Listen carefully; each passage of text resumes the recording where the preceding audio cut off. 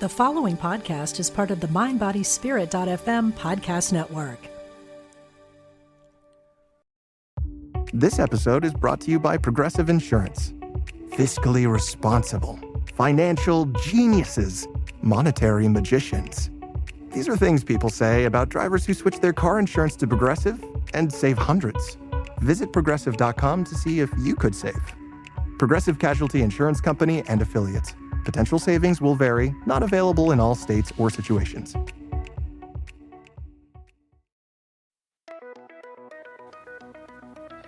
Welcome to Closer to Venus. I'm Johnny Burke, and today's guest is John Koenig. He's a board-certified hypnotist, past life facilitator, and author of My Autobiographies, an introduction to past life exploration for personal and spiritual growth. Today, we will be talking about his journeys as a past life explorer. John, welcome to the program. Thanks for having me, John. So being a board certified a hypnotist, was the interest in past lives a normal progression, or did that interest come from something else? It was really something else. The truth is, I wasn't particularly interested. I was very interested in Buddhism and Zen, that kind of thing. I was interested in telepathy, but not reincarnation.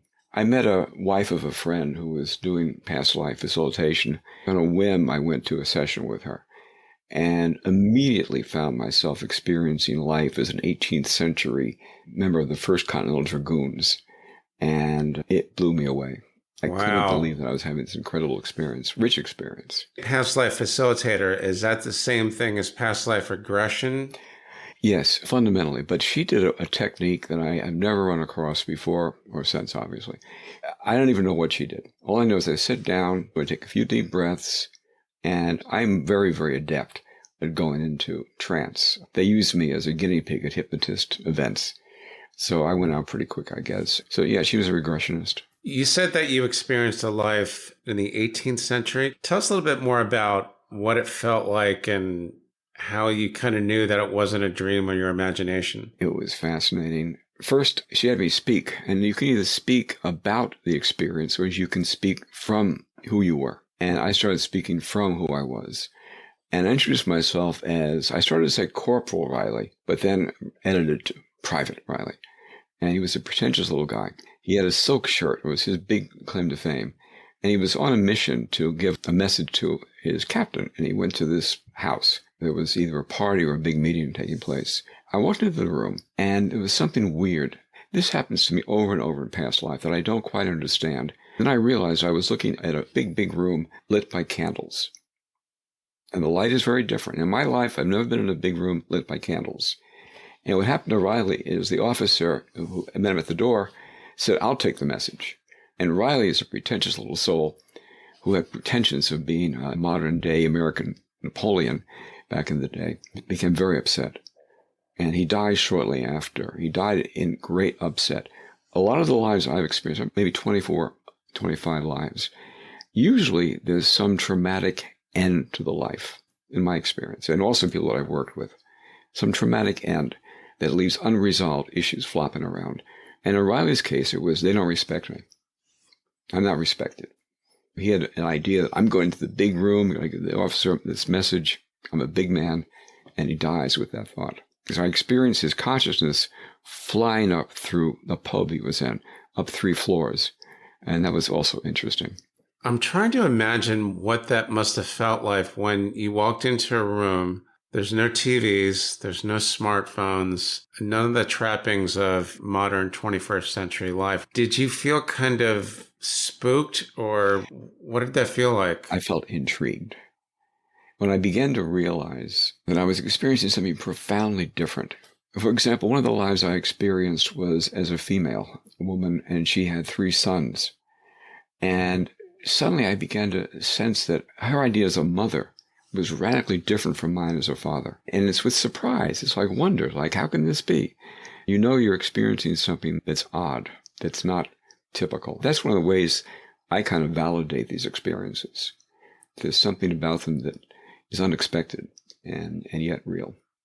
Everyone would ask, how do we know whether it's a genuine past life memory or not? What I've heard from other speakers is that they remember often painstaking detail, which dreams don't, because often dreams evaporate almost when you wake up, seems like. Do you find the same thing? Yeah, detail. I will say this from my perspective. I really don't know.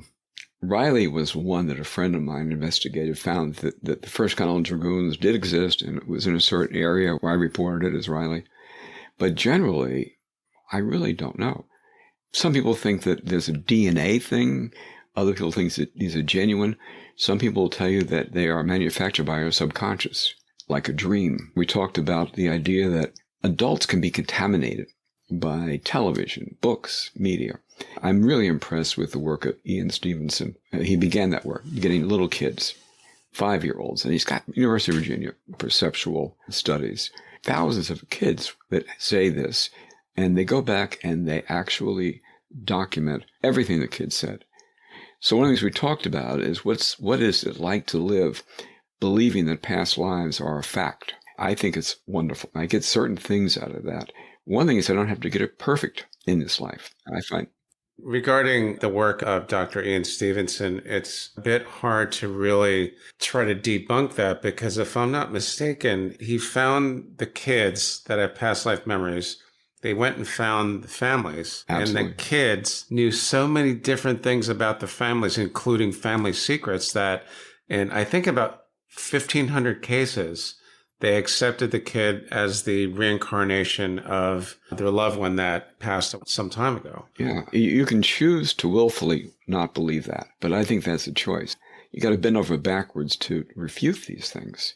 Right. And Stevenson was meticulous in being ethical and thorough. These things really did happen. These little kids who had this very clear image of another life, when he went back and checked, they did. So how does that inform you how to live? I think it's been profound in my life. It's changed the way I look at people, I look at myself, look at what life is all about. I believe this is how it's done. Do you get a sense that we're all responsible for our actions? Absolutely. It's not as if we get a free do-over. Let's say we live a life, we hurt people, we break the law, but it's not like at the end of our life we think, oh, great, I'll get to do this all over again.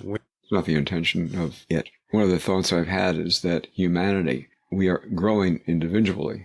I call Earth spiritual kindergarten. And I've heard it described as Earth school, that we're here to grow. And I believe we're growing individually, but also as a species. I think we're all in this boat together and we're moving towards something. So if it is spiritual kindergarten, I would prefer not to be left behind this year. I think a lot of us do not want to be left behind, but do you get a sense that we can build up good karma or bad karma and that will have an impact on the next incarnation? I think there is that. The last life before this life, I experienced myself as a Polish auxiliary SS guy. A young guy, he was a guard in one of the ancillary camps at Auschwitz. Here's the thing about weird details. If he looked on your wrist and you had a number, you were already dead. You were just being stored. You were already dead. He dehumanized the people entirely. I picked up karma as a result of that. In this life, my father, his dad died in 1939 or 38 when Adolf Hitler was still a big guy.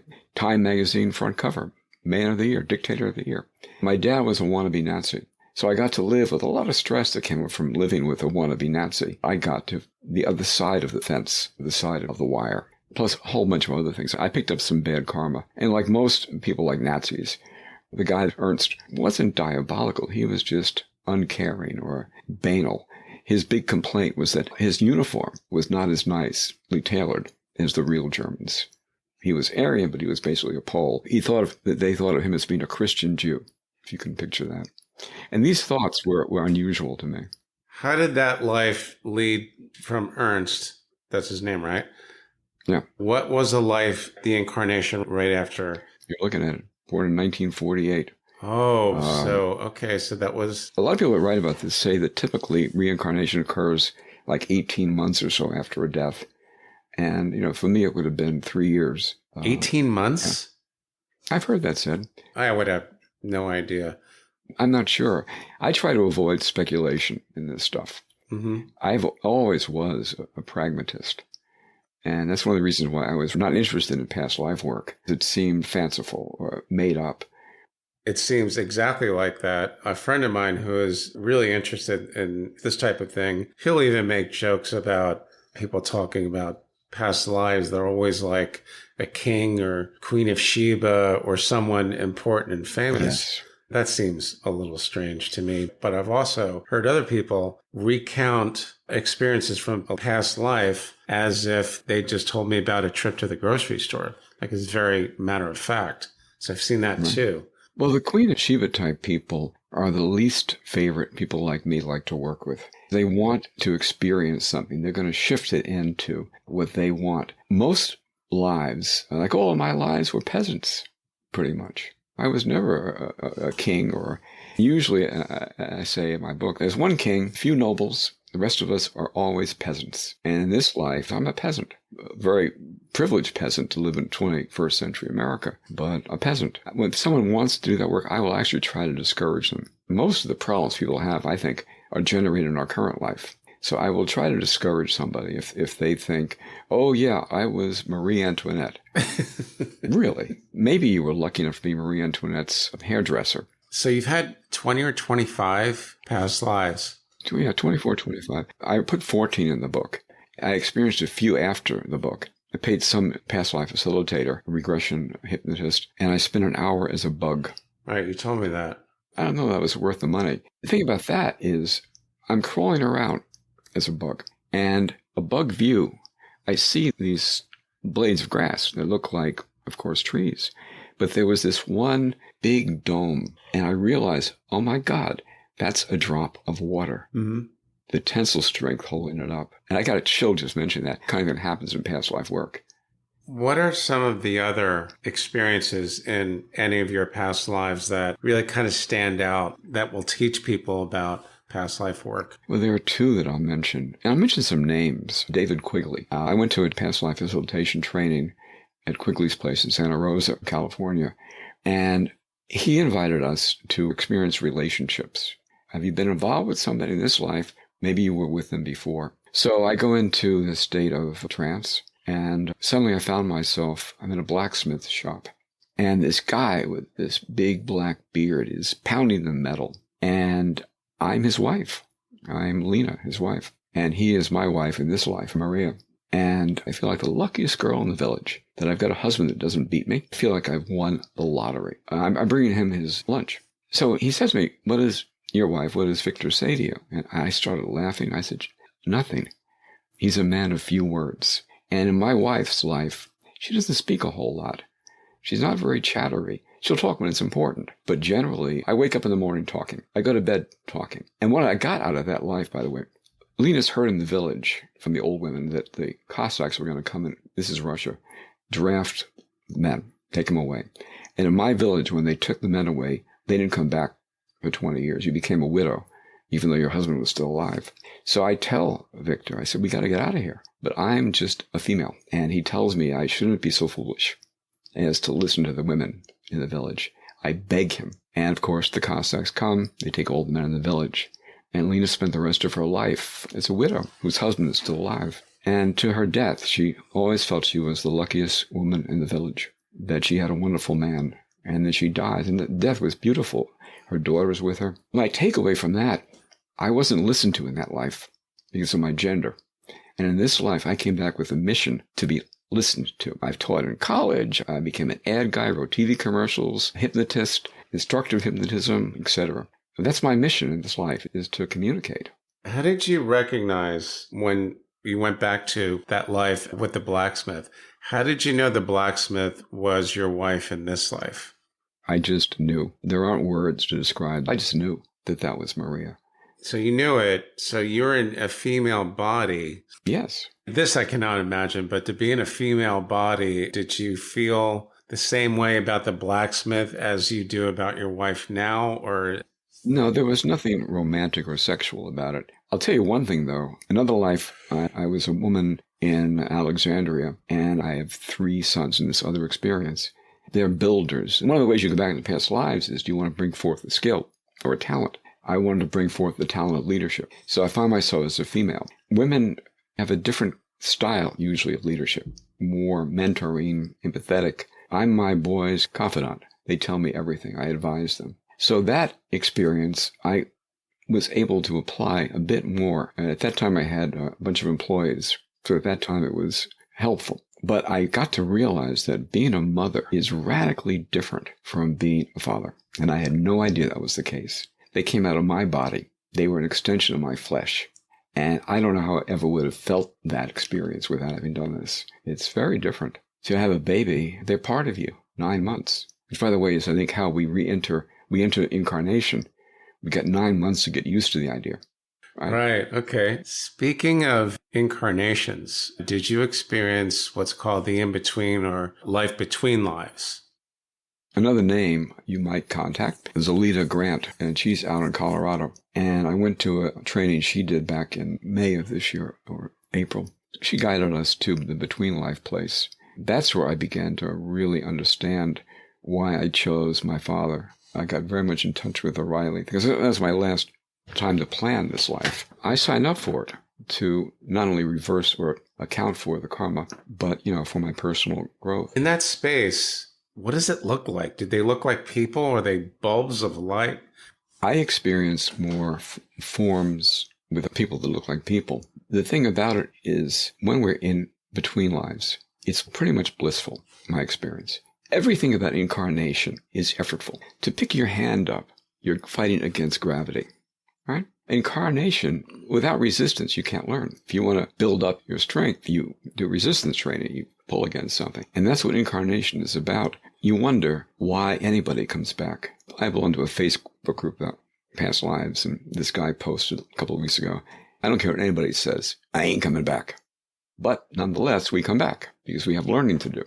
I'm on Facebook too, but I have now kind of tuned out some of those things. It might as well be like Truth Social. There's a lot of people giving opinions. I thought it was just funny. I took it as a joke. That's exactly what it is. I have asked that question to speakers that have been on the show before. Do we have to come back? And one woman said, no, you don't. But the way to learn is to come back. And that's the quicker route to learn.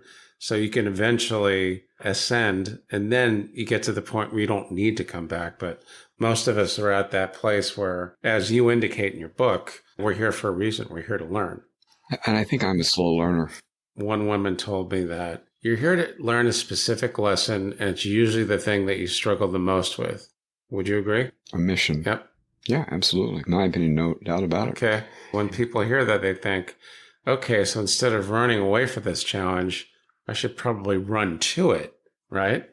Yeah, but then again, it is so freaking painful to be on Earth. Everything is effortful. Every life has tragedy. Every single one. Life between lives. That's apparently where we make soul agreements. It's like casting a play almost, isn't it? I was doing a past life thing with a wonderful woman, Kristen Johnson, and she experienced the between life where she was pretty much done. She could have chosen to graduate, but her advisors talked her into coming back again with the idea of being a force. She has a new book out called Heal the People, Kristen Johnson, really good book. But she came back clear with the idea that she had a mission. I think it's a grander mission than mine, frankly, but she had a mission to heal the people. Can you imagine the power of that? Many of us have no clue what our mission is. I talked to a friend of mine who spoke to a medium, which I think kind of freaked him out a little bit. And she said, you need to figure out what your purpose is. You're an old soul. I can't vouch for the veracity of this reading of no clue. How many people do you think actually know what their purpose is? It's a good question. Again, I'd be speculating, but I think it's a fairly small percentage. Most people live on the basis of work, satisfy your carnal desires, including eating too much sometimes, and go for recreation. So eat, have relationships, recreation, sleep, repeat. Most people live that. And we have goals, but they're always limited. I want to buy a house. I want to get a summer place, whatever they think. I want to get a new car. Most of us are based on that kind of a thing rather than a soul purpose. And there's nothing wrong with that, by the way. That's what they signed up for. They signed up for a vacation life? No, they signed up for eat, screw, work, enjoy, recreation, go to sleep. Most people sign up for that, and everybody has challenges. Whatever happens, there's going to be a death in your life within that framework. You may have physical illness. You may lose people you love. I love the song by John Lennon, Instant Karma. Instant karma can knock you in the head. I experienced this one life in Egypt. And he was a cattle rancher. He provided cattle to the military. And one day, somebody above him in society, they take his land and he becomes a slave. So he wakes up that morning feeling rich, successful, arrogant. And then the guys come and his whole life alters. And if you think about it, that is more common than not. You're going along life in a bubble, and then something horrible happens, to all of us. That's life. And the learning in there. In that case, with that guy, it was about arrogance. Kind of like Ernst a little bit. He didn't treat his slaves well, not particularly. He regarded them as objects, I guess. What he got to learn in that life was to treat people with respect and dignity. So that was the lesson that life gave me. And you ask, how do I use these things? I do meditate with these things. I look and see what lesson was there for me. I'll reconnect with Riley or Ernst or Lena. So I find that very, very useful. And that is the thing about doing past life work. You get to know yourself. You just mentioned I reconnect with Ernst or Lena or any of your past life entities. You made it sound almost like they are separate from you. It is a separate entity, or is it not? That's how I think of them. They're not me in my current life. I'm fond of them all. And my favorite life was the African shaman. Beautiful, beautiful character. Very honored position in his village. And he did everything right. All the rituals, the rattles, the right incense, everything he did perfectly. And he didn't necessarily believe it. He had a skeptical, open mind. Of all the lives I've experienced, his is the one I most cherish. He dies by trying to get power from a rhinoceros. He has this obsession that rhinoceros horn can be used for male potency, must be powerful, and if I can get the power of the rhinoceros in me, I can be like a rhinoceros for altruistic reasons. And he dies that way. And his lesson was he hadn't sought any mentors. He hadn't told anybody. He had this tree he thought was his confidant, and he hadn't had a conversation with the tree. And so that's the lesson there, is to talk to people. And in this life, I ask people's opinions about things. I try real hard not to do everything myself. So when we die, is our life uploaded to the Akashic records? And if so, how does that work? Some people think that when you have a past life experience, you're just going up to the Akashic records and you're accessing one of the lives that's there that helps you deal with whatever issue you have. So in that case, it's not your life. It's you're accessing a life. I'm inclined to think not. What makes more sense is that your soul is evolving with the idea of becoming this new species.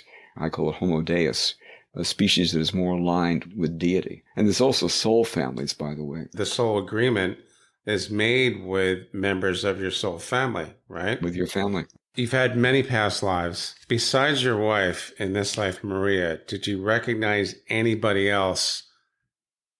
No, I haven't yet. I think, by the way, the thoughts about, do I know anybody from a prior life, they can be, for many people, recreational. But I think if you went back with the intention, let's say you have a problem with your boss, and you wonder, were your boss and you connected? I think that would work from that point of view. I've just never done it with anyone except Maria. What if we were just curious about my friends, family, acquaintances? Did I know any of them in a previous incarnation? Absolutely. You set it up that way with that intention. Okay. So in closing, I got this from reading the book. You're convinced that there is nothing to fear in death. True. But if I knew I was going to die this evening, I guarantee you I'd be a little bit nervous. Is your fear at least diminished somewhat? Very, very much. Right. It logics out for me that there is nothing to really fear in death, that it's part of the whole process. I'm not looking forward to die. I love my current incarnation. It sounds like it's quite interesting. Any other takeaways that we did not bring up? I've got a final thought. I'm sure you've heard of Landmark Education. I was doing a thing with them, and at the end of 6 days of training, we played a game where you were like samurai. And in the game, you could die if you were in a battle. And I died early on in the game. And to make it real, they had assistants drag your body out of the room into the morgue. So I'm lying in the morgue. I was like the sixth person to die. And I heard the game going on. And I found myself thinking, I want to be in the game. And it occurred to me that that's how it is. I've got a question for you. Why are you not doing your own past life explorations? You may not want to talk about that, but I'm curious. Somebody that does this with lots of people, why haven't you jumped in?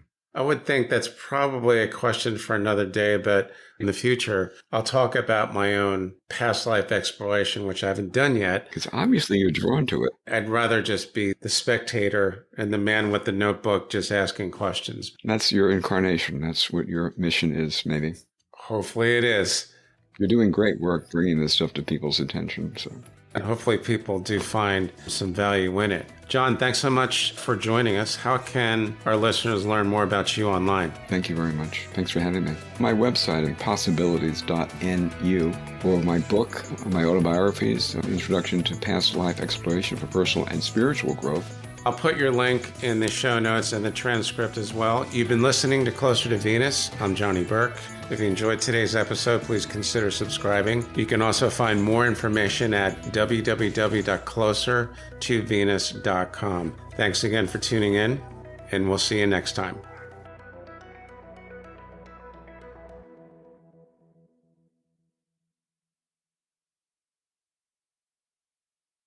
I believe love never dies, even after someone has left the physical world.